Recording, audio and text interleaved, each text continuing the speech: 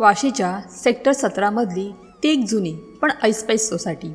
याच सोसायटीत 3ऱ्या मजल्यावर श्रीकांतरावांचा 3 BHK फ्लॅट होता. रविवारी सकाळची वेळ होती. खिडकीतून येणारी कोवळी किरणं हॉलमधील महागड्या सोफ्यावर विसावली होती. श्रीकांतराव आपल्या आवडत्या आरामखुर्चीत बसून वृत्तपत्राची पाने उलटत होते. चेहऱ्यावर एक प्रकारचा कायमस्वरूपी ताठरपणा आणि डोळ्यात मीच कसा श्रेष्ठ हा भाव त्यांच्या व्यक्तिमत्वाची ओळख करून देत होता. एकेकाळी वाशी मार्केटमध्ये त्यांचा होलसेलचा चांगला चालणारा व्यवसाय होता. आता जरी त्यांनी तो व्यवसाय बंद करून निवृत्ती घेतली असली तरी त्यांच्या सभोवताली तो व्यापारी अहंकार आणि माणसांना त्यांच्या पैशांवरून तोलण्याची सवय तसूभरही कमी झाली नव्हती. स्वयंपाकघरातून पोह्यांचा खमंग वास येत होता. निलिमाबाई श्रीकांतरावांच्या पत्नी लगबगीने नाश्ता बनवत होत्या. निलिमाबाईंचा स्वभाव अगदी त्यांच्या नावासारखाच शांत आणि नवऱ्याच्या प्रत्येक शब्दाला हो म्हणणारा. घरात श्रीकांतरावांचा शब्द म्हणजे अंतिम कायदा हे त्यांनी गेली 35 वर्ष निमूटपणे पाळले होते. निलिमा, अगं किती वेळ, 10:30 वाजून गेलेत. सायली आणि विक्रम येतीलच आता. त्यांच्यासाठी तो खास पनीरचा पराठा बनवलाय ना, विक्रमला आवडतो तो. श्रीकांतरावांनी वृत्तपत्रातून डोके वर न काढताच आवाज दिला. हो अहो, बनवलाय, पण मुग्धा आणि आनंदही येत आहेत ना आज, त्यांच्यासाठी साधे पोहे ठेवलेत. निलिमाबाईंनी दबक्या आवाजात उत्तर दिले. हां, येतील ते बसचे धक्के खात किंवा त्यांच्या जुन्या स्कूटरीवरून. ITत काम करतात म्हणे, पण राहणीमान एकदम भिकाऱ्यांसारखं. किती वेळा सांगितलंय एखादी गाडी घ्या, पण नाही, पैशांचा नुसता जीव की प्राण करतात दोघं. श्रीकांतरावांनी नाक मुरडत पुटपुटले. इतक्यात दाराची बेल वाजली. निलिमाबाईंनी घाईघाईने पदर सावरत दार उघडले. दारात मुग्धा, आनंद आणि त्यांची 8 वर्षांची गोड मुलगी साईशा उभे होते. मुग्धाने एक साधा पण सुंदर सुती कुर्ता घातला होता, तर आनंदने नेहमीसारखाच एक फॉर्मल शर्ट अँड पॅन्ट. दोघांच्याही चेहऱ्यावर एक कमालीची शांतता होती. आजी असं म्हणत साईशाने निलिमाबाईंना मिठी मारली. साईशा दिसायला जितकी गोड होती तितकीच संसारक्षम आणि हुशार. तिने घरात पाऊल टाकताच श्रीकांतरावांच्या पायांना हात लावून नमस्कार केला. आलीस का गं? जा, आजीला मदत कर. श्रीकांतरावांनी अत्यंत कोरडेपणाने साईशाला उत्तर दिले. मुग्धा आणि आनंदनेही त्यांना नमस्कार केला, पण श्रीकांतरावांनी फक्त मान हलवून तो स्वीकारला. आनंद आणि मुग्धा सोफ्याच्या एका कोपऱ्यात बसले. मुग्धाने घरात नजर फिरवली. तिला माहीत होतं की आजचा रविवारही नेहमीसारखाच जाणार आहे. बाबांच्या टोमण्यांचा भडीमार आणि लहान बहिणीचे आवाजवी कौतुक हा आता या घराचा अलिखित नियमच झाला होता. काय जावई बापू, कुठे लावली की तुमची जुनी दुचाकी? बाहेर सोसायटीत विक्रमची नवीन लाखांची गाडी उभी राहणार आहे. तिच्या शेजारी तुमची ती खटारा गाडी उभी करू नका. वॉचमॅनला सांगून कोपऱ्यात लावायला सांगा. श्रीकांतरावांनी चहाचा कप हातात घेत पहिला बाण सोडला. आनंदच्या चेहऱ्यावरील स्मितहास्य तसूभरही कमी झाले नाही. तो अत्यंत शांतपणे म्हणाला, बाबा, गाडी पार्किंगमध्येच लावली आहे व्यवस्थित, आणि ती गाडी जुनी असली तरी आमची सर्व कामं वेळेवर पूर्ण करते. आम्हाला सध्या नवीन गाडीची गरज वाटत नाही आहे. गरज वाटत नाही? अरे विक्रमकडे बघा. सीवूडच्या त्या हायफाय सोसायटीत राहतो तो. काय तो त्याचा 3 कोटींचा फ्लॅट, काय ती त्याची लाईफस्टाईल. सोसायटीत शिरलं की एखाद्या 5 स्टार हॉटेलमध्ये आल्यासारखं वाटतं.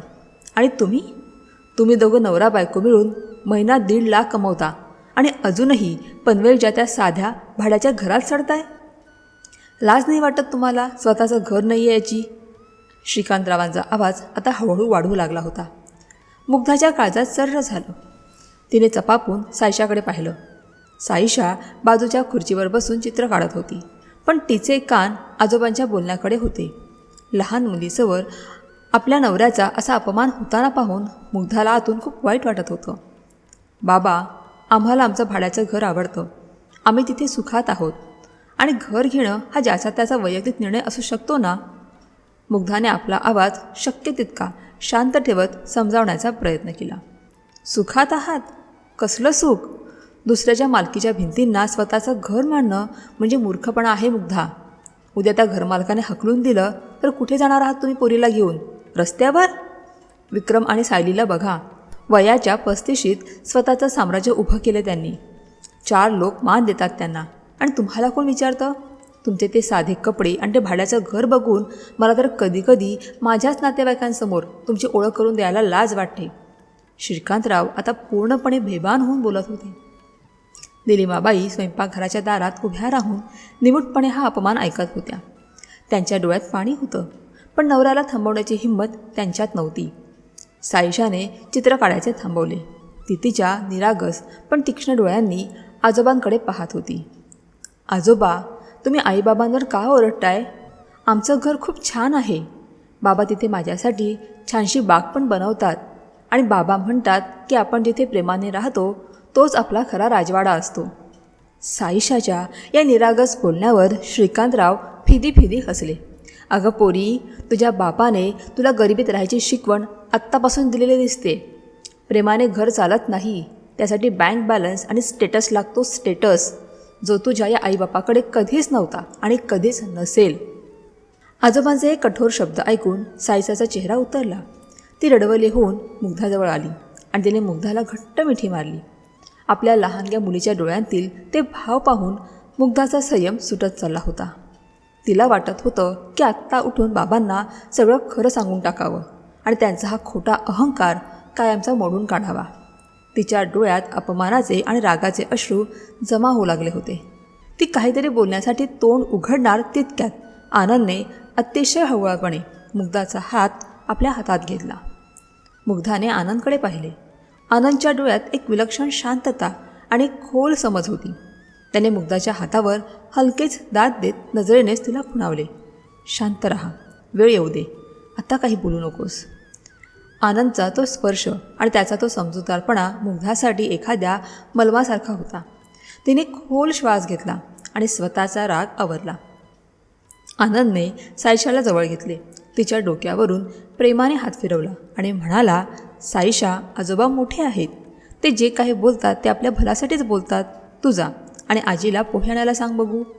साईशा मान हलवून स्वयंपाकघराकडे पळाली.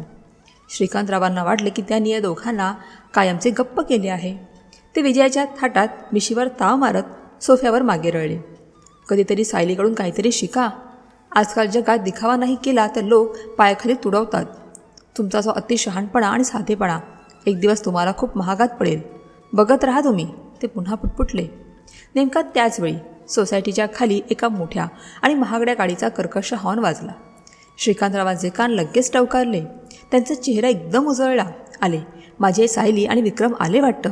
निलिमा, अगं ये बाहेर, बघ तुझी लाडकी लेक आली आहे. श्रीकांतराव उत्साहाने उठून बाल्कनीकडे धावले. सोसायटीच्या खाली वाजलेल्या त्या कर्कश हॉर्नने श्रीकांतरावांच्या चेहऱ्यावर जो आनंद आला होता तो पाहण्यासारखा होता. दाराची बेल वाजली आणि निलिमाबाईंनी घाईने दार उघडले. दारात सायली आणि विक्रम उभे होते. सायलीने अंगावर एक अतिशय महागडी डिझायनर साडी नेसली होती. हातात मोठ्या ब्रँडची पर्स आणि डोळ्यांवर गॉगल होता. तिच्या मागोमाग विक्रम आला. त्याच्या हातात 2-3 मोठ्या मिठाईचे आणि सुक्या मेव्याचे बॉक्सेस होते. पण जर कोणी बारकाईने पाहिलं असतं तर विक्रमच्या चेहऱ्यावर प्रवासाचा थकवा कमी आणि कसला तरी अदृश्य ताण जास्त दिसत होता. या माझी राजकन्या आली. श्रीकांतरावांनी उत्साहाने पुढे होत सायलीला जवळ घेतले. Hello dad. ट्रॅफिक किती होतं सांगू. या विक्रमला म्हटलं होतं सीवूड्सवरून वाशीला यायला आपली मोठी गाडी नको काढूया, छोटी काढूया, पण ऐकेल तर ना. सायलीने हसत हसत आपल्या मोठ्या गाडीचा आणि राहणीमानाचा उल्लेख पहिल्याच वाक्यात करून दिला. विक्रमने सोफ्यावर अंग टाकले. नमस्कार काका, त्याचे वरवरचे हसत म्हटले. पण बसल्या बसल्या तो सारखा आपला फोन चेक करत होता. फोनवर आलेला एक नोटिफिकेशन बघून त्याच्या कपाळावरच्या आठ्या आणखी गडद झाल्या. त्याने चिडचिड करत फोन खिशात कोंबला. मुग्धा आणि आनंद हे सर्व अतिशय अलिप्तपणे पाहत होते. आनंदला विक्रमच्या चेहऱ्यावरील तो ताण लगेच जाणवला. सायलीचा हा चकचकीत दिखावा आणि विक्रमची ती चिडचिड यामागे काहीतरी मोठं दडलेलं आहे हे आनंदच्या तीक्ष्ण नजरेतून सुटलं नाही. पण तो काहीच बोलला नाही. श्रीकांतरावांनी पुन्हा एकदा आपली जुनी कॅसेट लावली. बघ मुग्धा, बहिणीकडून काहीतरी शिक. काय रुबाब आहे माझ्या जावयाचा. आणि तुम्ही त्या खटाराने धक्के खात आलात ना. अरे, आयुष्य एकदाच मिळतं. असं गरिबासारखं जगण्यात काय अर्थ आहे. मुग्धा शांतच होती. तिने फक्त हलकेच स्मित केले. पण तिच्या या शांततेमागे एक खूप मोठा आणि भक्कम पाया होता ज्याची श्रीकांतरावांना पुसटशी कल्पना नव्हती. 10 वर्षांपूर्वी जेव्हा मुग्धा आणि आनंदचे लग्न झाले होते तेव्हा दोघांचेही पगार अगदी बेताचे होते. आनंद एका सामान्य कुटुंबातून आलेला अतिशय हुशार आणि दूरदृष्टी असलेला तरुण होता. लग्नाच्या पहिल्या दिवसापासूनच श्रीकांतरावांनी आनंदला त्याच्या साधेपणावरून हिडवायला सुरुवात केली होती. माझ्या मुग्धाचं नशीबच फुटलं असं ते वारंवार म्हणायचे, पण आनंदने कधीही उलट उत्तर दिले नाही. लग्नाच्या सुरुवातीच्या काळात आनंदने मुग्धाला जवळ बसवून एक गोष्ट अत्यंत स्पष्टपणे सांगितली होती. मुग्धा, आपण लोकांच्या डोळ्यात भरण्यासाठी किंवा कोणाला तरी काहीतरी सिद्ध करण्यासाठी पैसे उधळायचे नाहीत. आपली कमाई हा आपला घाम आहे. तो दिखाव्यावर उडवण्यापेक्षा आपण तो आपल्या भविष्याच्या पायात ओतूया. आपण एक टीम म्हणून काम करू. आणि खरोखरच ते दोघे एक परफेक्ट टीम बनले. त्यांनी हॉटेलिंग, महागडे ब्रँडेड कपडे, दर 2 वर्षांनी बदलले जाणारे मोबाईल आणि दिखाव्यासाठी घेतली जाणारी गाडी या सर्व गोष्टींना फाटा दिला. ते साध्या भाड्याच्या घरात राहिले. आनंदचे आर्थिक नियोजन इतके अचूक होते की दोघांच्या पगारातील एक मोठा हिस्सा थेट गुंतवणुकीत जायचा. त्यांनी शेअर मार्केटचा सखोल अभ्यास केला, म्युच्युअल फंड्समध्ये शिस्तीने गुंतवणूक केली आणि जेव्हा योग्य वेळ आली तेव्हा त्यांनी आपला मोर्चा रिअल इस्टेटकडे वळवला. शाळेच्या जन्मानंतर त्यांनी तिच्या भविष्यासाठी मोठी पावले उचलली. त्यांनी अधिकृतपणे SM प्रॉपर्टीज नावाची एक छोटी LLC कंपनी रजिस्टर केली. तेव्हा पनवेल आणि नव्याने विकसित होत असलेल्या उल्वे नोडमध्ये जागांचे भाव आवाक्यात होते. मुग्धा आणि आनंदने आपली सर्व जमापुंजी लावून उल्वेमधले पहिला कमर्शियल गाळा विकत घेतला. त्यानंतर त्यांनी मागे वळून पाहिलेच नाही. गेल्या 7 वर्षात त्यांनी अतिशय हुशारीने कोणताही गाजाबाजा न करता पनवेल आणि उल्वे परिसरात तब्बल 5 व्यावसायिक गाळे आणि 4 उत्तम फ्लॅट्स विकत घेतले होते. हे सर्व कर्जमुक्त किंवा अगदी नगण्य कर्जावर होते, कारण त्याचे डाऊन पेमेंट त्यांच्याच इतर गुंतवणुकीच्या परताव्यावर उभे राहिले होते. त्यांना भाडेकरूंशी रोजची कटकट नको होती किंवा भाडे वसुलीसाठी कोणाच्या दारात जायची इच्छा नव्हती. म्हणून त्यांनी हे सर्व काम एका प्रोफेशनल प्रॉपर्टी मॅनेजमेंट एजन्सीकडे सोपवले होते. महिन्याच्या 1 तारखेला सर्व भाडेकरूंचे पैसे एजन्सीकडे जायचे आणि एजन्सी आपले कमिशन कापून उरलेली भक्कम रक्कम थेट SM प्रॉपर्टीच्या बँक खात्यात जमा करायची. मुग्धा आणि आनंदने हे एवढं मोठं साम्राज्य उभं केलं होतं, पण ही गोष्ट त्यांनी श्रीकांतरावांसह संपूर्ण जगापासून लपवून ठेवली होती. हे दोघांचं सामायिक गुपित होतं. का लपवलं होतं त्यांनी हे? कारण मुग्धा आपल्या बाबांना खूप चांगल्या प्रकारे ओळखून होती. जर श्रीकांतरावांना समजले असते की मुग्धाकडे एवढी मोठी संपत्ती आहे तर त्यांनी तिच्याही आयुष्यात ढवळाढवळ करायला सुरुवात केली असती. त्यांनी या गोष्टींचा वापर नातेवाईकांमध्ये फक्त आपला अहंकार सुखावण्यासाठी आणि बढाया मांडण्यासाठी केला असता. आनंदला हे नको होतं. आपलं यश इतकं शांत असलं पाहिजे की त्याने फक्त आपल्याला शांती दिली पाहिजे, इतरांना जळजळ नाही. हा आनंदचा विचार मुग्धाने मनावर कोरला होता. त्यामुळेच ते निमूटपणे श्रीकांतरावांचे टोमणे ऐकून घ्यायचे. काय हो जावई बापू, कसल्या विचारात हरवलात? श्रीकांतरावांच्या मोठ्या आवाजाने आनंद भानावर आला. काही नाही बाबा, तुमचे पोहे खूप छान झालेत. आनंद अत्यंत शांतपणे म्हणाला. तिकडे सोफ्यावर सायलीचा बडबडाट सुरूच होता. डॅड, तुम्हाला माहिती आहे, आम्ही पुढच्या महिन्यात कदाचित युरोप ट्रिपला जाणार आहोत. विक्रमला म्हटलं, खूप दिवस झाले कुठे गेलो नाही. हो ना विक्रम? हे ऐकताच विक्रमच्या चेहऱ्याचा रंग उडाला. त्याने ओठ चावत सायलीकडे एक अत्यंत रागीट आणि वैतागलेला कटाक्ष टाकला. त्याला माहीत होतं की त्याच्या 3ही क्रेडिट कार्डची लिमिट संपली आहे. सीवूडचा तो अलिशान 3 कोटींचा फ्लॅट आणि बाहेर उभी असलेली ती लाखांची गाडी, हे सर्व भयंकर मोठ्या EMIच्या कर्जावर उभं होतं. विक्रमचा महिन्याचा अर्ध्याहून अधिक पगार फक्त व्याजाचे हप्ते भरण्यात जात होता. रात्री त्याला झोप लागत नव्हती आणि सायलीला सोशल मीडियावरील स्टेटस मेंटेन करण्यापलीकडे काही दिसत नव्हतं. विक्रम आतून अक्षरशः पोखरला गेला होता. बघूया, अजून काही ठरलं नाही आहे. विक्रमने दात ओठ खात कसे बसे उत्तर दिले. अरे काय बघूया, जा बिंदास. पैसे काय हाताचा मळ आहे, कमवायचे आणि उडवायचे. श्रीकांतरावांनी छाती फुगवून सांगितले. मुग्धाने हळूच आनंदच्या पायावर पाय लावला. आनंदने तिच्याकडे पाहिले. ते एका नजरेत हजारो शब्द होते. पैसे हाताचा मळ नसतो बाबा, पैसा हा घामाचा थेंब असतो. आणि तुम्ही ज्या दिखाव्यावर खुश आहात तो डोलारा आतून किती सडलेला आहे हे फक्त आम्हाला दिसते. हेच जणू मुग्धाला सांगायचे होते. आनंदने तिला आश्वासक नजर दिली. त्या रविवारी वाशीच्या त्या घरात 2 वेगळी जगं एकत्र आली होती. एकीकडे कर्जाच्या वाळवर उभा असलेला आणि कधीही कोसळेल असा सायली विक्रमचा दिखाव्याचा डोलारा होता. तर दुसरीकडे मुग्धा आणि आनंदने एका अतूट विश्वासाने आणि शांततेत उभं केलेला रिअल इस्टेटचा भक्कम वाडा होता. मुग्धा आणि आनंद सायशाला घेऊन संध्याकाळी आपल्या साध्या दुचाकीवरून हसत खेळत घरी परतले. आजोबांचे टोमणे ते त्या वाशीच्या घरातच सोडून आले होते, पण काळाच्या पोटात काहीतरी वेगळं शिजत होतं. श्रीकांतरावांना वाटत होतं की त्यांचं आणि त्यांच्या लाडक्या लेकीचं आयुष्य असंच ऐशोआरामात लोकांना तुच्छ लेखण्यात जाईल. काळाचे चक्र कोणासाठी थांबत नाही आणि नियती कोणाचाच खोटा अहंकार जास्त काळ खपवून घेत नाही. मुग्धा आणि आनंदच्या त्या भेटीला आता 1.5-2 वर्ष उलटून गेली होती. वाशीच्या त्या ऐसपैस घरातून श्रीकांतरावांचा जो गर्विष्ठ आवाज घुमायचा तो आता हळूहळू क्षीण होऊ लागला होता. श्रीकांतरावांनी आपला होलसेलचा व्यवसाय जरी बंद केला होता तरी बाजारात आपला रुबाब टिकवण्यासाठी त्यांनी काही ओळखीच्या व्यापाऱ्यांना मोठ्या रकमा व्याजाने दिल्या होत्या. शिवाय मित्रांच्या सांगण्यावरून एका मोठ्या व्यावसायिक प्रोजेक्टमध्ये स्वतःच्या घरावर कर्ज काढून मोठी गुंतवणूक केली होती. माझा शब्द म्हणजे पैसा असा त्यांचा भ्रम होता. पण बाजारपेठेत अचानक आलेल्या मंदीने आणि त्या प्रोजेक्टच्या बिल्डरने गाशा गुंडाळल्यामुळे श्रीकांतरावांचे सगळे पैसे बुडाले. ज्या व्यापाऱ्यांना त्यांनी पैसे दिले होते त्यांनीही हात वर केले. बघता बघता त्यांच्यावर बँकेच्या आणि खाजगी सावकारांच्या कर्जाचा डोंगर उभा राहिला. कर्जाचे हप्ते थकल्यामुळे बँकेच्या नोटिसा येऊ लागल्या. श्रीकांतरावांच्या पायाखालची जमीन सरकली. आपला हा स्टेटस कोसळताना पाहणे त्यांना असह्य होत होते. नातेवाईकांना आणि समाजाला हे समजले तर आपली किती नाचक्की होईल या भीतीने त्यांना ग्रासले. शेवटी अत्यंत नाईलाजाने आणि आपला खोटा रुबाब वाचवण्यासाठी श्रीकांतरावांना एक कठोर निर्णय घ्यावा लागला. वाशीचे ते स्वतःच्या हक्काचे, प्रतिष्ठेचे आणि लाडके घर विकण्याचा. तो दिवस निलिमाबाईंच्या आयुष्यातील सर्वात काळा दिवस होता. घरात सगळीकडे सामानाचे खोके विखुरलेले होते. 35 वर्ष ज्या घराच्या भिंतींना त्यांनी आपल्या घामाने आणि प्रेमाने सजवले होते ते घर आता परके झाले होते. स्वयंपाकघरातील आपली लाडकी भांडी आणि मसाल्याचे डबे जुन्या वर्तमानपत्रात गुंडाळताना निलिमाबाईंचे हात थरथरत होते. त्यांच्या डोळ्यातून वाहणारे अश्रू थांबत नव्हते. श्रीकांतराव हॉलमध्ये त्यांच्या त्या रिकामा झालेल्या आरामखुर्चीत सुन्न होऊन बसले होते. समोरची भिंत जिथे पूर्वी त्यांचा मोठा रुबाबदार फोटो लावला होता ती आता रिकामी आणि भकास दिसत होती.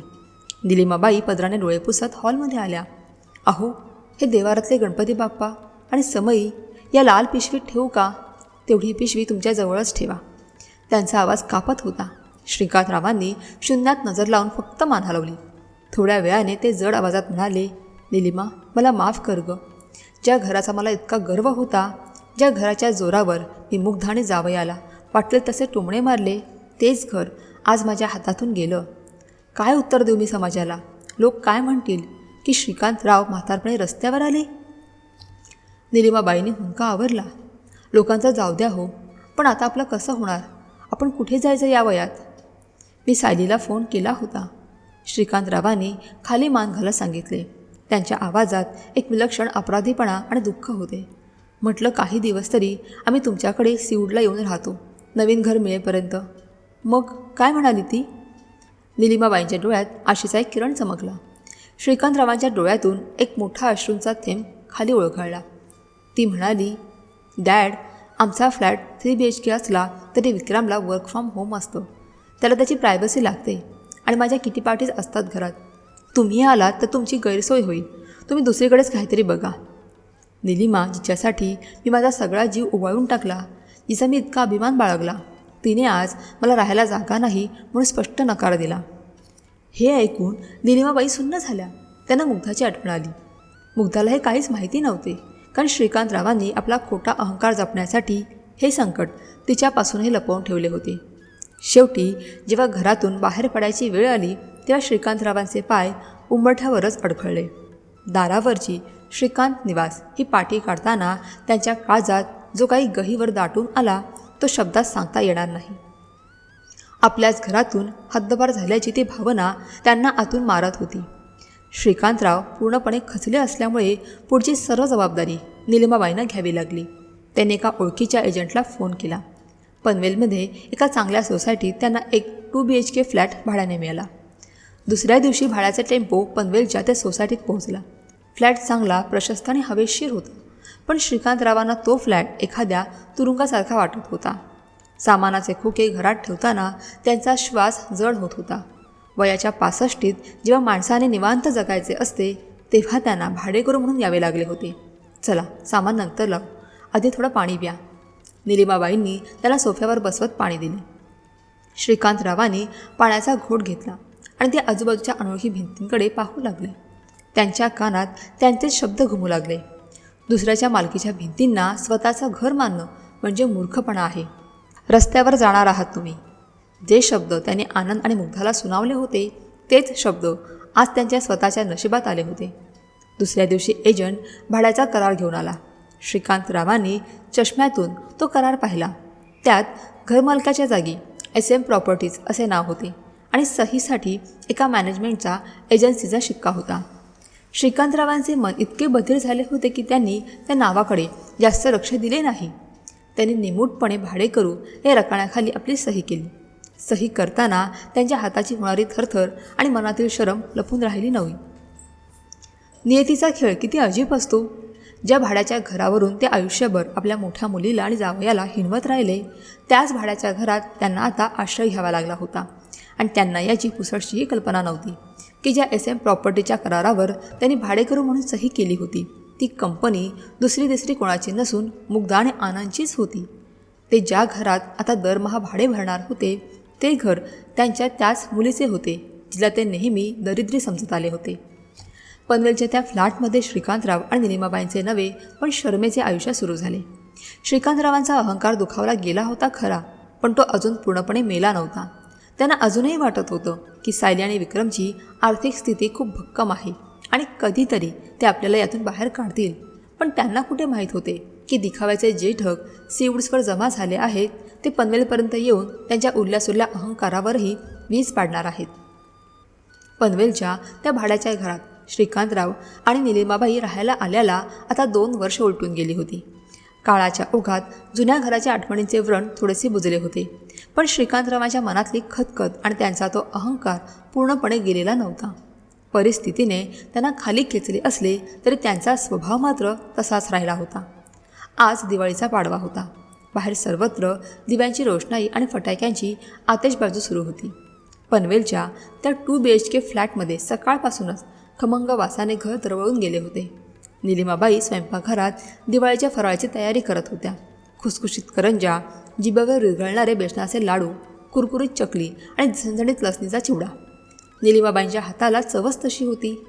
पण हे सगळं करत असतानाही त्यांच्या मनात एक अनामिक धाकधूक होतीच, कारण आज दोन्ही मुली आणि जावई फराळासाठी घरी येणार होते आणि श्रीकांतरावांचा स्वभाव पाहता आजचा सण सुखात पार पडेल की नाही याची त्यांना खात्री नव्हती. ठरल्याप्रमाणे बरोबर सकाळी 10:30 वाजता दाराची बेल वाजली. निलिमाबाईंनी दार उघडले. दारात मुग्धा, आनंद आणि छोटी साईशा उभे होते. मुग्धाने नेहमीसारखीच एक साधी पण अतिशय सुबक अशी पैठणी रंगाची साडी नेसली होती आणि आनंदने एक साधा फिकट रंगाचा खादीचा कुर्ता घातला होता. त्यांच्या चेहऱ्यावरील प्रसन्नता घराच्या वातावरणात एक वेगळीच पॉझिटिव्हिटी घेऊन आली.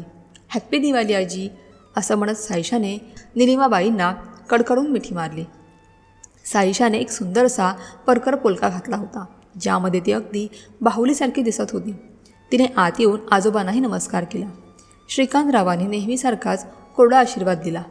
मुग्धा थेट स्वयंपाकघरात गेली आणि तिने निलिमाबाईंना फराळाचे ताट सजवायला मदत करायला सुरुवात केली. साईशासुद्धा निरागसपणे आजी मी चकल्या वाढू का प्लेटमध्ये असे विचारत लहान सहान कामात मदत करू लागली. तिचे ते संस्कार आणि तिची ती गोड समज पाहून निलिमाबाईंचे डोळे भरून आले. आनंद हॉलमध्ये येऊन श्रीकांतरावांसमोर बसला. कशी चालली दिवाळी बाबा, तब्येत कशी आहे तुमची? आनंदने नम्रपणे विचारले. तब्येत काय, या भाड्याच्या घरात कशी असणार तब्येत? तब्येत काय, या भाड्याच्या घरात कशी असणार तब्येत? स्वतःच्या घराचा रुबाब होता ना, तो इथे या कबुतराच्या खुराडात थोडीच मिळणार आहे. श्रीकांतरावांनी आपल्या परिस्थितीचे खापर पुन्हा नशिबावर आणि अप्रत्यक्षपणे समोरच्यावर फोडत नाराजी व्यक्त केली. आनंदने यावर काहीच प्रतिक्रिया दिली नाही. तो फक्त शांतपणे ऐकून घेत होता. 11:30 वाजून गेले तरी सायली आणि विक्रमचा पत्ता नव्हता. अखेर 12च्या सुमारास दाराची बेल जोरात वाजली. श्रीकांतरावांच्या चेहऱ्यावरचा कंटाळा एका क्षणात गायब झाला आणि त्यांच्या डोळ्यात एक चमक आली. दार उघडताच सायली आणि विक्रम आत आले. सायलीने एक अत्यंत जड आणि भडक रंगाचा डिझायनर लेहंगा घातला होता जो या घरगुती फराळाच्या कार्यक्रमाला अजिबात शोभत नव्हता. तिच्या गळ्यात हातात भरपूर दागिने होते आणि अंगावर महागड्या परफ्यूमचा दर्प होता. विक्रमने एका प्रसिद्ध ब्रँडचा शेरवानी टाईप कुर्ता घातला होता. दोघांच्याही हातात सुक्या मेवाचे आणि महागड्या चॉकलेट्सचे मोठे चकचकीत हॅम्पर्स होते. Happy Diwali dad, traffic you know. सणासुदीला बाहेर पडणं म्हणजे किती कटकट असते आपल्या मोठ्या गाडीतून. सायलीने सोफ्यावर बसत पहिला डायलॉग मारला आणि आपला आयफोन टेबलवर ठेवला. विक्रमने मात्र वरवरचे हसून नमस्कार केला आणि तो एका कोपऱ्यात जाऊन बसला. 2 वर्षात विक्रममध्ये खूप बदल झाला होता. त्याच्या डोळ्यांखाली काळी वर्तुळे आली होती आणि चेहऱ्यावर एक विचित्र प्रकारचा ताण स्पष्ट दिसत होता. तो आतून पूर्णपणे पोखरला गेला आहे हे कोणालाही सहज समजले असते. पण श्रीकांतराव आणि सायली त्यांच्या दिखाव्याच्या जगात मग्न होते. वा वा, याला म्हणतात खरी दिवाळी. काय रुबाब आहे माझ्या लेकीचा आणि जावयाचा. श्रीकांतरावांनी हॅम्पर्स हातात घेत कौतुकाचा वर्षाव सुरू केला. निलिमाबाईंनी सेंटर टेबलवर फराळाची मोठी ताटे आणून ठेवली. त्या खमंग वासाने सायशाच्या तोंडाला पाणी सुटले होते. तिने एक चकली उचलली. अगं आई, किती ऑइली आहे हे सगळं. विक्रम, तू फक्त एक छोटा तुकडा घे हां, आपला डाएट सुरू आहे ना. सायलीने नाकाला नॅपकिन लावत म्हटले. सगळेजण फराळ खाऊ लागले. घरातील वातावरण तसं वरवर शांत होतं. पण श्रीकांतरावांना ही शांतता जास्त वेळ सहन होणारी नव्हती. त्यांना आपला तो जुना रुबाब दाखवण्याची खाज पुन्हा एकदा उठली होती. त्याने एक बेसनाचा लाडू हातात घेतला. मुग्धा आणि आनंदकडे एक कटाक्ष टाकला आणि त्यांचा तो जहरी खेळ सुरू झाला. आनंदराव, वय वाढत चाललंय तुमचं. आता 40च्या घरात जाल तुम्ही. अजून किती दिवस असा साधेपणाचा आव आणून भाड्याच्या घरात चढणार आहात. श्रीकांतरावांचा आवाज अचानक मोठा झाला. मुग्धाच्या हातातील चकलीचा तुकडा तिथेच थांबला. निलिमाबाईंनी घाबरून नवऱ्याकडे पाहिले. तुम्ही दोघेही नोकरी करता, पण ना तुमच्या अंगावर धड एखादा दागिना आहे ना स्वतःची गाडी आहे. विक्रम आणि सायलीकडून काहीतरी शिका. बघा त्यांच्याकडे. त्यांनी वयाच्या 35शीत सीवूड्सला 3 कोटींचा फ्लॅट घेतलाय.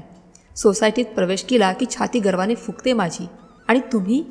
श्रीकांतराव आता त्यांच्या नेहमीच्या रंगात आले होते. बाबा, आज सणाचा दिवस आहे.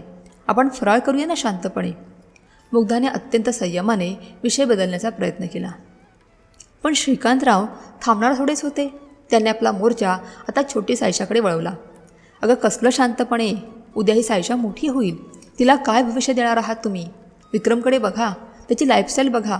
तुम्ही या पोरीला जन्मभर याच अशा गरिबीत आणि भाड्याच्या घरात ठेवणार आहात का. तुमच्या या भिकेच्या राहणीमानामुळे या पोरीचंही भविष्य अंधारातच जाणार आहे. कुणी चांगली सोयरीकसुद्धा सांगून येणार नाही या दरिद्री वातावरणात. श्रीकांतरावांचे हे शब्द एखाद्या तीक्ष्ण सुरीसारखे होते. दरिद्री, भिकेचे राहणीमान, पोरीचे भविष्य अंधारात. हे शब्द थेट आनंदच्या जिव्हारी लागले. स्वतःचा अपमान तो गेली अनेक वर्ष शांतपणे सहन करत आला होता. मुग्धाच्या सांगण्यावरून त्याने SM प्रॉपर्टीचे ते मोठे गुपितही छातीशी बाळगून ठेवले होते. पण आज त्याच्या 9 वर्षांच्या निरागस मुलीला, सायशाला, या सगळ्या घाणेरड्या राजकारणात ओढले गेले होते. सायशाने भीतीने आपल्या हातातील लाडू खाली ठेवला. तिचे छोटेसे डोळे भरून आले होते. तिला समजत नव्हते की आजोबा तिच्या आईबाबांना एवढ्या वाईट शब्दात का बोलत आहेत. ती रडवली होऊन आनंदच्या कुशीत जाऊन लपली. आपल्या मुलीच्या डोळ्यातील ते पाणी पाहून आनंदचा संयम सुटला. त्याच्या कपाळावरच्या शिरा तणतणल्या. हाताच्या मुठी घट्ट आवळल्या गेल्या. 2 वर्षांपूर्वी वाशीच्या घरातून सुरू झालेला हा अपमानाचा खेळ आज येथे पनवेलच्या याच भाड्याच्या घरात संपवण्याची वेळ आली आहे, असा विचार त्याच्या मनात आला. तो ताडकन उभा राहिला. त्याचा श्वास जोरात चालू लागला होता. आज तो श्रीकांतरावांच्या चेहऱ्यावरील तो खोटा मुखवटा आणि सायलीचा तो खोटा डोलारा सर्वांसमोर फाडून टाकणार होता. तो श्रीकांतरावांना ते सत्य ओढून सांगणार होता की ज्या घरात बसून तुम्ही आम्हाला दरिद्री म्हणत आहात, ते घर आणि त्या घराचे तुम्ही दर महिन्याला भाडे भरत आहात, त्याची मालकीण तुमची हीच साधी मुलगी मुग्धा आहे. आनंदने एक मोठा श्वास घेतला आणि तो काहीतरी बोलण्यासाठी तोंड उघडणार तितक्यात मुग्धाने अतिशय वेगाने पण शांतपणे आनंदचा हात घट्ट पकडला. आनंदने रागाने तिच्याकडे पाहिले.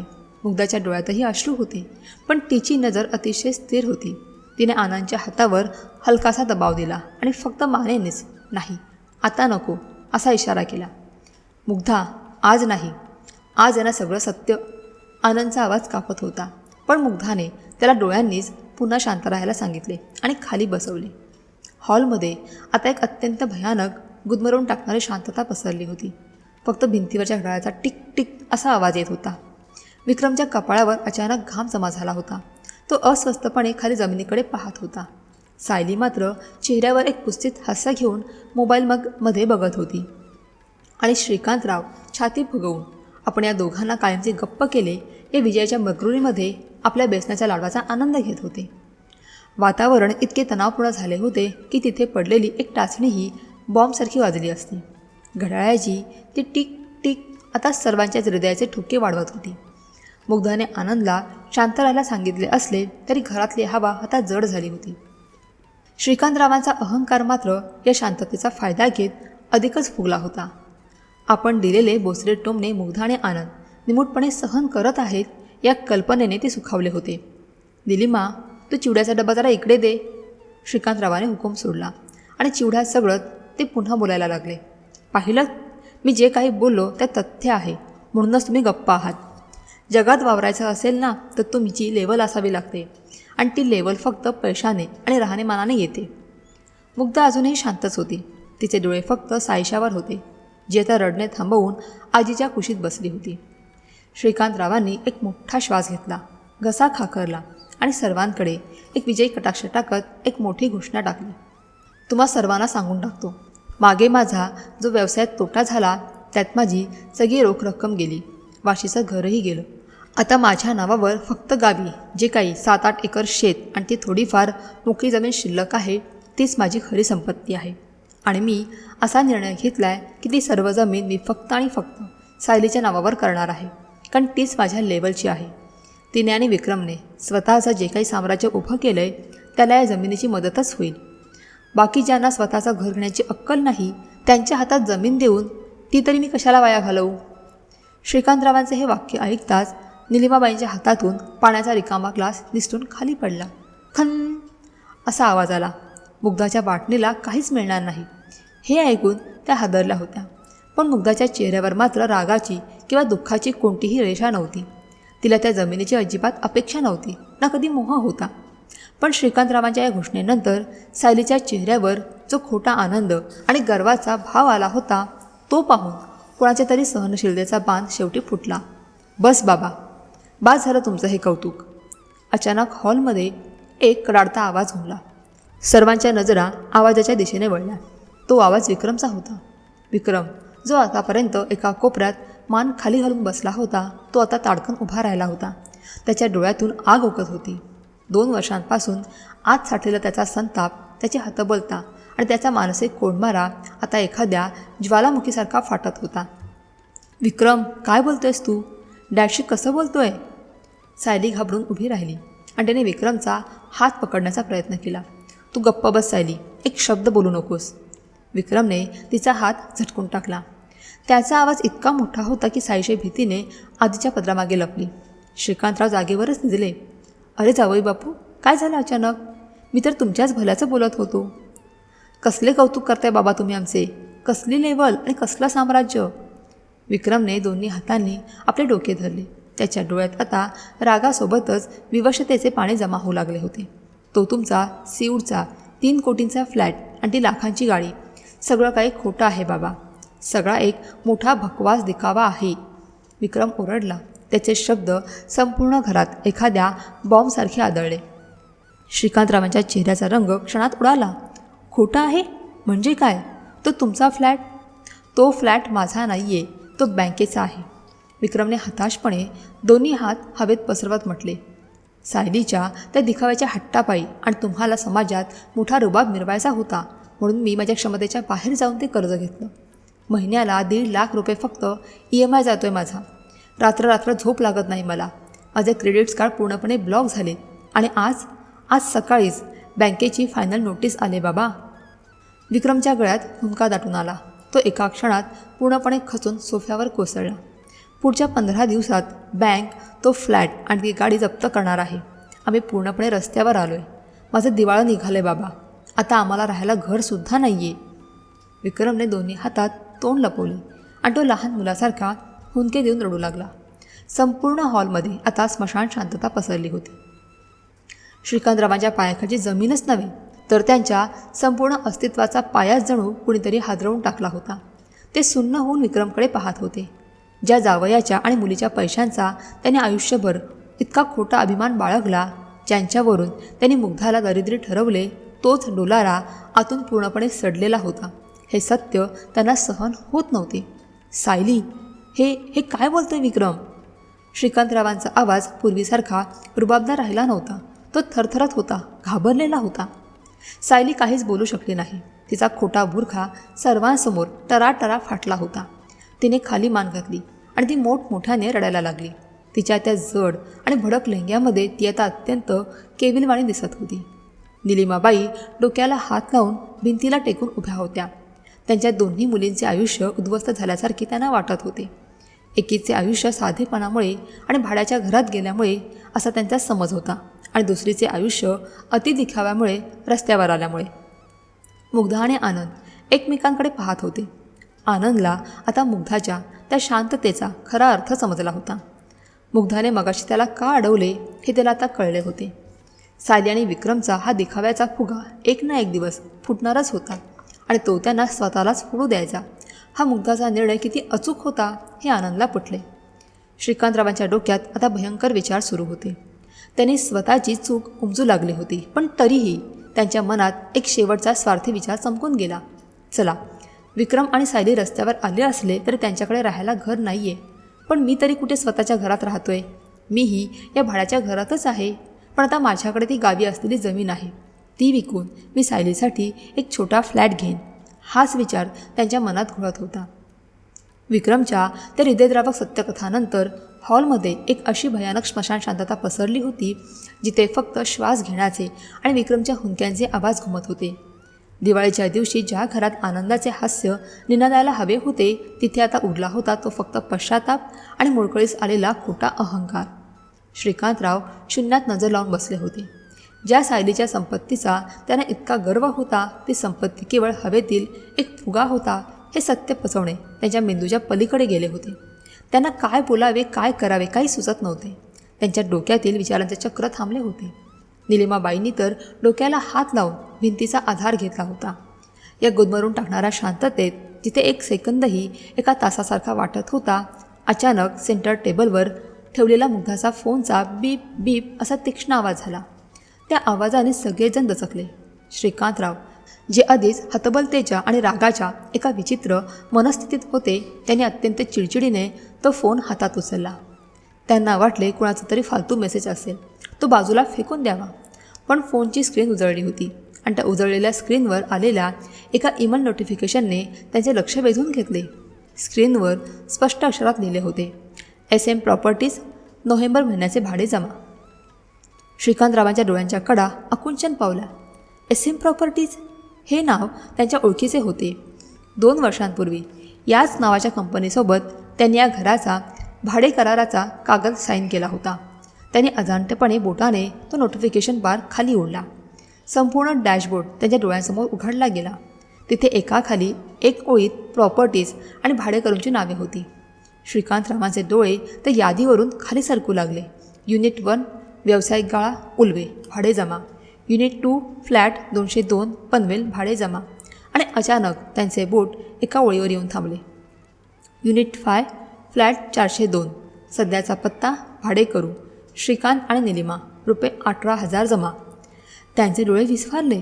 श्वास छातीतच अडकला. त्यांनी अत्यंत वेगाने स्क्रीनच्या सर्वात वरच्या बाजूला पाहिलं. तिथे मोठ्या ठळक अक्षरात लिहिले होते, मालक मुग्धा आणि आनंद. हातातला फोन थरथरायला लागला. श्रीकांतरावांच्या बोटांची ताकद संपल्यासारखी झाली. ते ज्या खुर्चीवर बसले होते, ती खुर्ची जणू एखादी मोठी दरी म्हणून त्यांना खाली खेचत होती. त्यांचा मेंदू सुन्न झाला. काय पाहत होते ते? हे शक्य आहे का? त्यांनी डोळे चोळले आणि पुन्हा स्क्रीनकडे पाहिले. होय, शब्द तेच होते. ज्या घरात बसून गेल्या 2 वर्षांपासून ते आपल्या मोठ्या मुलीला दरिद्री, भिकारी आणि भाड्याच्या घरात सडणारी असे टोमणे मारत होते, तेच घर, तीच वास्तू तिच्या मालकीची होती. दर महिन्याच्या 1 तारखेला ते आपल्याच मोडक्या अहंकारापायी ज्या एजन्सीला भाडे भरत होते, ते पैसे थेट मुग्धा आणि आनंदच्या खात्यात जमा होत होते. हा धक्का इतका भयंकर होता की श्रीकांतरावांच्या चेहऱ्याचा रंग पांढरा फटक पडला. कपाळावर घामाचे टपोरे थेंब जमा झाले. 35 वर्ष ज्या मोजपट्टीने त्यांनी माणसांना मोजले होते, पैसा आणि रुबाब, ती मोजपट्टी आज त्यांच्याच मुलीने त्यांच्या डोक्यावर फोडली होती. आपण स्वतःच्याच मुलीचे आणि त्या साध्या राहणाऱ्या जावयाचे भाडेकरू आहोत या सत्याने त्यांच्या अहंकाराची अक्षरशः राख रांगोळी केली. त्यांच्या आतला तो गर्विष्ठ होलसेल व्यापारी एका क्षणात कोलमडून पडला. हे हे काय आहे? श्रीकांतरावांच्या तोंडातून शब्द फुटत नव्हते. त्यांचा आवाज एखाद्या कोरड्या विहिरीतून आल्यासारखा खरखरीत आणि कापणारा होता. त्यांनी थरथरणारा फोन मुग्धाच्या दिशेने केला. मुग्धा, हे SM प्रॉपर्टीज, हे तुझं नाव? सगळ्यांच्या नजरा आता मुग्धावर खिळल्या. सायलीने अश्रू पुसत वर पाहिले. विक्रमलाही काही समजत नव्हते. मुग्धा शांतपणे उभी राहिली. तिच्या चेहऱ्यावर कोणताही विजय मिळवल्याचा आनंद नव्हता, न वडिलांना कमी लेखल्याचा सूड. तिथे होती फक्त एक अथांग आणि प्रगल्भ शांतता. आनंदही तिच्या बाजूला येऊन उभा राहिला. त्याने अत्यंत खंबीरपणे मुग्धाच्या खांद्यावर हात ठेवला. तो स्पर्श सांगत होता, मी तुझ्या पाठीशी एखाद्या भक्कम पहाडासारखा उभा आहे. आता जे सत्य आहे ते समोर येऊ दे. मुग्धाने वडिलांच्या डोळ्यात थेट डोळे घातले. तिची नजर इतकी स्थिर होती की श्रीकांतरावांना ती नजर पेवेनाशी झाली. हो बाबा. मुग्धाचा आवाज अत्यंत संयम, संथ पण संपूर्ण हॉलमध्ये घुमणारा होता. हे घर माझं आणि आनंदचं आहे. गेल्या 2 वर्षांपासून तुम्ही ज्या घरात भाडे देत आहात ते आमच्याच मालकीचं आहे. हे शब्द श्रीकांतरावांच्या कानांवर एखाद्या हातोड्यासारखे आदळले. त्याने थरथरत्या हाताने कपाळावरचा घाम पुसला. म्हणजे तुम्ही? त्यांना वाक्य पूर्ण करता येत नव्हते. मुग्धा पुढे म्हणाली, फक्त हे एकच घर नाही बाबा. SM प्रॉपर्टीच्या नावाखाली पनवेल आणि उजवे परिसरात अजून 8 प्रॉपर्टीज आहेत आमच्या. त्यात व्यावसायिक गाळे आणि फ्लॅट्स आहेत. आणि हे सगळं आम्ही कोणत्याही बँकेच्या कर्जावर नाही, तर आमच्या स्वतःच्या कष्टाच्या आणि बचतीच्या पैशातून उभं केलं आहे. सायलीचे डोळे आश्चर्याने फाटले. जिच्या साधेपणाची ती नेहमी चेष्टा करत आली होती, ती मोठी बहीण तिच्या त्या खोट्या 3 कोटींच्या फ्लॅटपेक्षा कितीतरी पटीने मोठी संपत्ती स्वतःच्या नावावर बाळगून होती. विक्रमने शून्यात पाहत एक सुस्कारा सोडला. त्याला आता आनंदच्या त्या साधी राहणीमानामागची खरी श्रीमंती समजली होती. पण मग तुम्ही मला सांगितलं का नाही? असा साधेपणाचा आव का आणलात? माझा अपमान करण्यासाठी? श्रीकांतरावांचा आवाज आता पूर्णपणे रडवेला झाला होता. त्यांचा तो बॉसवाला ॲटिट्यूड पूर्णपणे गळून पडला होता. आनंदने एक पाऊल पुढे टाकले. बाबा, आम्ही हे कुणाला कमी लेखण्यासाठी किंवा अपमान करण्यासाठी नाही लपवलं. मुग्धाने हे गुपित माझ्यासोबत जपलं, कारण तिला माहीत होतं की तुमची पैशांकडे बघण्याची दृष्टी वेगळी आहे. तुम्ही माणसाची किंमत त्यांच्या बँक बॅलन्सवरून ठरवता. जर आम्हाला तुम्हाला अपमानित करायचं असतं तर 2 वर्षांपूर्वी जेव्हा तुम्ही घर विकून रस्त्यावर आला होतात तेव्हाच आम्ही तुम्हाला सांगितलं असतं की तुम्ही आमच्या घरात राहायला आला आहात. पण आम्ही तसं केलं नाही. मुग्धाने पुढे होत म्हटले, बाबा, पैसा हा जगण्यासाठी लागतो, दिखाव्यासाठी नाही. सायलीने आणि विक्रमने दिखाव्यासाठी पैसा उधळला आणि आज त्यांच्यावर घर नसण्याची वेळ आली.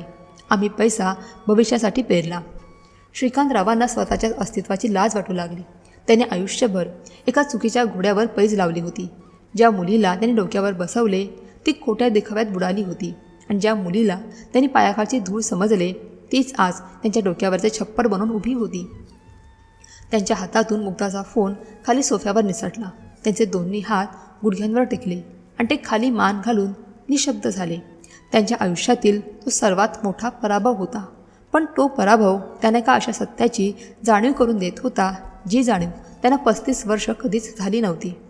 सोफ्यावर निसटून पडलेल्या त्या फोनच्या स्क्रीनवरील उजेड आता हळूहळू अंधुक झाला होता. पण श्रीकांतरावांच्या आयुष्यातील सर्वात मोठे आणि झोंबणारे सत्य त्या उजेडाने कायमचे कोरून ठेवले होते. वाशीच्या त्या गर्विष्ठ व्यापाराचा, त्या मगरूर बापाचा अहंकार आता पूर्णपणे धुळीस मिळाला होता. त्यांचे दोन्ही हात गुडघ्यांवर टेकले होते आणि नजर जमिनीवर खेळली होती. ज्या मुलीला आपण आयुष्यभर दरिद्री, अभागी म्हणून हिणवले, जिच्या साधेपणाची नातेवाईकांसमोर यथेच्छ खिल्ली उडवली, तीच मुलगी आज या पडत्या काळात त्यांचा खरा आधार आणि चक्क त्यांच्या डोक्यावरच्या छपराची मालकीण निघाली होती. हा विचार त्यांच्या मनाला सापासारखा डसत होता. त्यांच्या घशात एक मोठा आवंडा अडकला होता. तोंडातून शब्द फुटत नव्हते. फक्त त्यांच्या डोळ्यांच्या कडा लाल भडक झाल्या होत्या. निलिमाबाईंच्या तर पायातले त्राणच निघून गेले होते. आयुष्यभर नवऱ्याच्या खोट्या अहंकाराला आणि सायलीच्या दिखाव्याला त्यांनी मूकसंमती दिली होती. आज सत्य समोर आल्यावर त्यांना मुग्धाची आणि आनंदची गुन्हेगार असल्यासारखे वाटत होते. त्या थरथरत्या पावलांनी पुढे आल्या आणि त्यांनी थेट मुग्धाचे दोन्ही हात आपल्या हातात घेतले. मुग्धा, पोरी, निलिमाबाईंच्या डोळ्यातून अश्रूंच्या धारा वाहू लागल्या. आम्हाला माफ कर गं.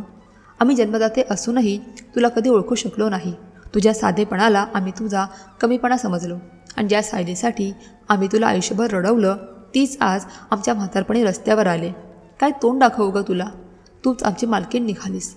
निलिमाताई हुंदके देऊन रडू लागल्या. मुग्धाने लगेच आईला जवळ घेतलं.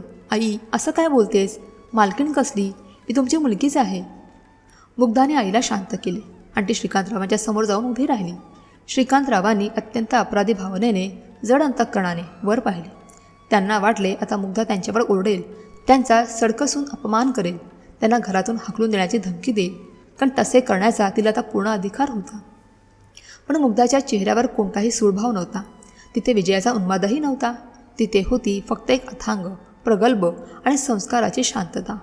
ती अत्यंत नम्रपणे पण तितक्याच ठाम आवाजात म्हणाली, बाबा, मगाशी आनंद म्हणाला तसं आम्ही हे सगळं तुम्हाला अपमानित करण्यासाठी किंवा तुम्हाला नीच दाखवण्यासाठी अजिबात लपवलं नव्हतं. मला फक्त तुमची ती पैशांची मोजपट्टी टाळायची होती. मला माझा आणि आनंदचा संसार दिखाव्याच्या स्पर्धेत उतरवायचा नव्हता.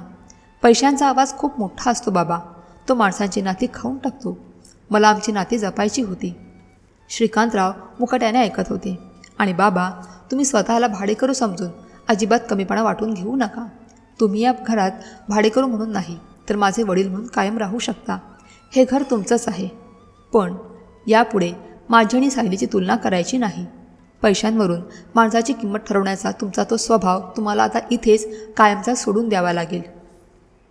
मुग्धाचे तर सन्मानाचे पण स्पष्ट शब्द श्रीकांतरावांच्या हृदयाच्या आर पार गेले. त्यांनी मान खाली घातली. त्यांना आता स्वतःच्या अस्तित्वाची उकारी येत होती. तितक्यात छोटी सायशा, जी आत्तापर्यंत हे सर्व मोठ्या डोळ्यांनी पाहत होती, ती हळूहळू चालत श्रीकांतरावांच्या जवळ आली. तिने आपले छोटेसे आणि कोवळे हात श्रीकांतरावांच्या थरथरणाऱ्या हातांवर ठेवले. श्रीकांतरावांनी अश्रुपूर्ण डोळ्यांनी त्या निरागस जीवाकडे पाहिले. ज्या मुलीला त्यांनी मगाशी भिकेच्या राहणीमानात वाढणारे पोर म्हटले होते, तीच मुलगी आता त्यांच्याकडे अत्यंत प्रेमाने पाहत होती. साईशाने आपले बोबडे पण स्पष्ट शब्द उच्चारले, आजोबा, रडू नका ना. आई तर म्हणते ना, हे घर तुमचंच आहे, मग कशाला रडायचं? माझ्या आईबाबांकडे खूप घरं आहेत, तुम्ही राहा येथेच आनंदात. साईशाच्या ते निरागस वाक्याने श्रीकांतरावांच्या उरल्यासुरल्या अहंकाराच्या भिंतीही जमीनदोस्त केल्या. त्या लहान मुलीची ती अथांग समज आणि तिचा तो प्रेमाचा स्पर्श त्यांना सहन झाला नाही. 35 वर्षांचा तो मगरूर बाप, तो वाशीचा गर्विष्ठ होलसेल व्यापारी आज एका 8 वर्षांच्या मुलींसमोर ढसाढसा रडू लागला.